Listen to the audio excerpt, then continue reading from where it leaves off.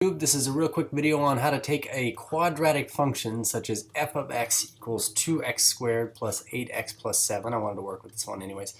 How to take something like this and rewrite it from standard form and put it into what we call vertex form by a process we call completing the square. Okay, and so recall that vertex form, standard form, looks like this. We say y equals ax squared plus bx plus c.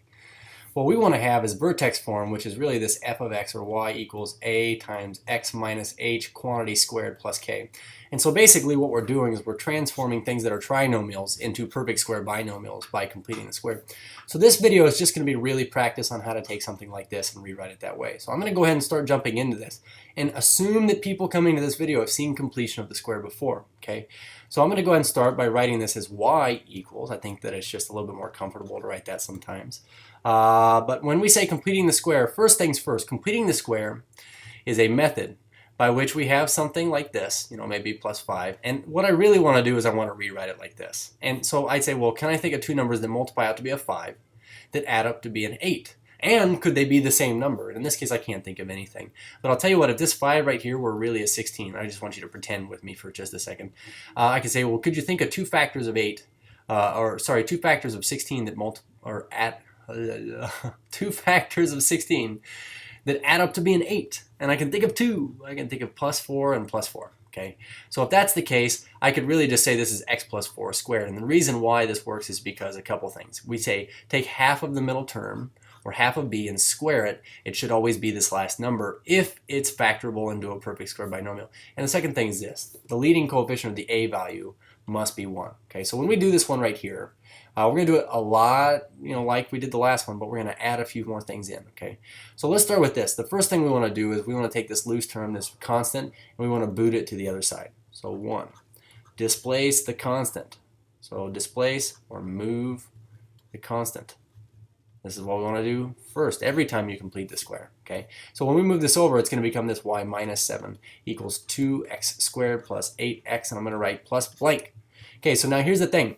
That completing the square thing where we said take half the middle term and square it, and that should be this last number thing, that would work. I mean, like if we say, well, half of 8 is 4, and 4 squared is 16. Let's put a 16 right here. I wish I could tell you that, though. That half the middle term squared thing only works when a is equal to 1. So you'll notice in this case that our a value is not 1. Okay, so what we're going to do is this. We are going to manipulate or factor out the a value. Okay, and by factor out the a value, what we're going to do is essentially this. We say y minus 7. On the right side here, we're going to take the 2 out front, and we're going to write what's left. We say x squared plus 4x plus blank. Okay, and what I want you to see is if I were to redistribute this 2, I'd get back the two things I started with here, which were 2x squared and 8x. Okay, now you notice that I put the blank on the inside this time, and I'm saying now that I have a 1 right there, could you answer this question for me? What is half of 4 squared, which is 2 squared, which is 4. So we're going to put a 4 right here. And again, say add b halves squared to both sides. This is what we did in the last video. So we're going to add b halves squared to both sides, but here's the thing. We, in this case, factored out an a. So did we add 4 to both sides? The thing is, right here, we added technically 2 times 4 to both sides. So we technically added 8 to both sides. So the number one recommendation I make for people is this.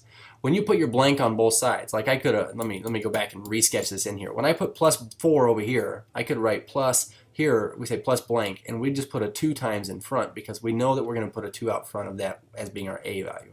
So we have this here. We have 8 plus y minus 7 on the left, and this is equal to, now on the right side, we have 2 times this. The nice thing about this quantity here is that it has to factor, and not only does it factor, it factors down into this because we would take half of the middle term, that thing we squared to get this last thing in the first place, that's what goes here. So positive 2 goes in the parentheses. So now, the left side, I know that this is kind of wacky here, but we say 8 and negative 7. We'd be left with a positive 1, so y plus 1 equals 2x plus 2 squared. Now what we're going to do is this. So we've factored and then isolate y. So this is just all completing the square. If I bring this 1 back over, we get this. We say 2x plus 2 squared minus 1. Okay. So now the last thing I want to do with this is just go ahead and graph it really quickly. Locating a, h, and k here aren't very difficult. We'd say, okay, well, our a value looks like 2. It's positive, so it opens upward. Okay. It's skinny, so it's been vertically stretched. Skinny. So vertically stretched. And then our h value is -2 and our k value is -1. So we're going to go left 2, down 1. This right here, this h and k. Now I know it opens up, so I'm going to label it underneath, but we say -2, -1. This is our vertex, h and k. Okay. Now looking at our a value, we say 2 or 2 over 1. I'm going to go up 2, right 1 from here. And I'm also going to go up 2, left 1 from here. And I want to label these as well. So here's our skinny-ish parabola that opens upward. Okay, and we say that this point right here, we went right 1 up 2 or up 2 right 1 from where we were. So if I went right 1 from where I was, now I'm at -1 on my x. And if I went up 2 from a height of -1, now I'm at a height of 1. And then this must be -3, 1. Okay, so the only thing that this graph is missing is the axis of symmetry. And the only thing I want to mention here is recall that the axis of symmetry goes to the line x equals h, which in this case is -1. It's the same x value as our vertex right here. And we could have said, oh, sorry, that's not the vertex. That's not the vertex. The same, this would be -2. Whew, that was close. The same x value as our vertex right here. So x equals -2. And we could have just looked over here and said x equals h for that. But another video on how to complete the square and sketch a parabola starting in standard form and moving to vertex form.